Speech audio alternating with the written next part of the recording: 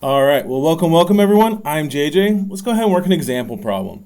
So what we're working into on this is using the cross product to find the 3D moment. If we have two vectors, a force vector and a position vector, we could eventually use them to figure out a moment about a given point. So let's just practice how do we actually do the cross product. It's kind of our first step in there.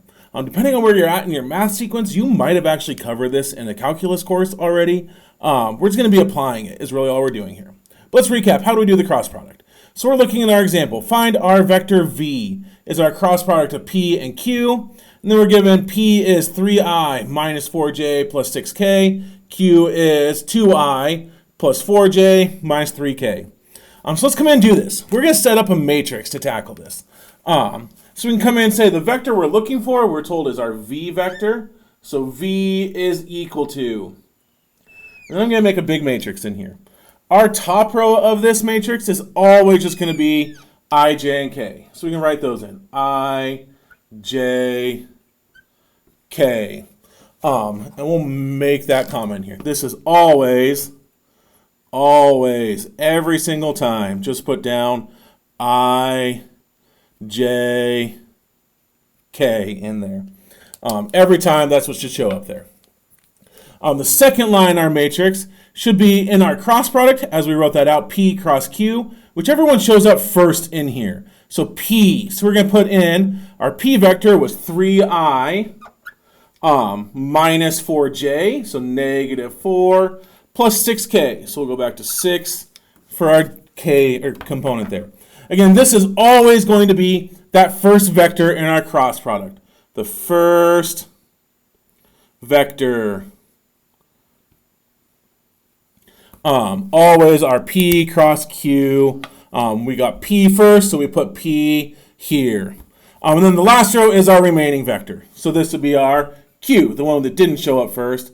So our qx was 2i, qy was 4j, qz was negative 3k. Again, this one is always our second vector. Second vector. So we're going to write that one out.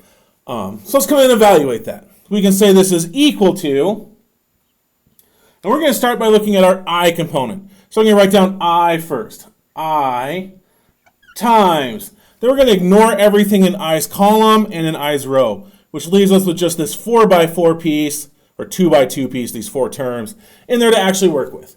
Every single time as we're working with that remaining pieces, we're going to write out the top left times our bottom right. So negative 4 times negative 3, top left times bottom right, and then we subtract off from that the top right times bottom left. So minus 6 times 4. That takes care of our I component. We can do the math to actually get there, but we'll do that in a second. From there, we're going to go to our j component. The way the math works out for this, and there's longer derivations that can show this, but none of us really care about it. We always subtract j, minus j. I'm even going to write that out. It's one of the common things people forget. This is always minus j, every single time. But so we subtract off j, and then let's put in a bracket in here. We ignore j's column and j's row, so we get the I and k grid that we're working with then. And we still do top left times bottom right. 3 times negative 3 minus our top right times bottom left. So 6 times 2 minus 6 times 2. Subtracting off j makes it so we can always do that top left, bottom right, minus top right, bottom left piece in here. Once we get that minus j term written out, we can come in and say, we'll go back to adding, and we do plus k. And now again, we'll ignore k's column and k's row, leaving us with just the I and j pieces. And one more time, we do top left times bottom right, 3 times 4, minus our top right times bottom left, negative 4 times 2 minus negative 4 times 2.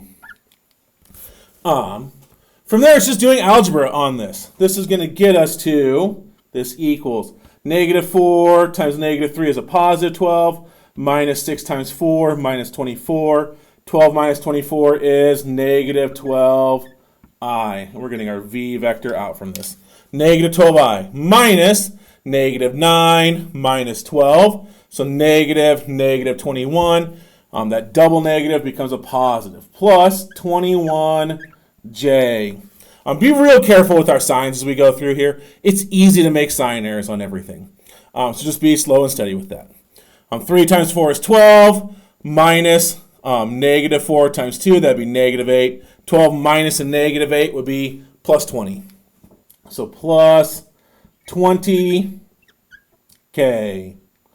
And that's our answer for our, what's the cross product work out to be in here. Again, we're going to take this and say, well, how can we work with that? This first vector will always become a position vector. This second one a force vector for us. And we can use that to then get to a moment vector out for everything. Get I, j, k components of a moment vector. We can tackle the entire problem. We'll show how to do that in additional videos after this. Really, we just need to review how do we do the cross product in here, because we're going to be using it over and over for 3D moments. But if this was useful for you, go ahead and hit that like and subscribe button. Let's get you an A with JJ.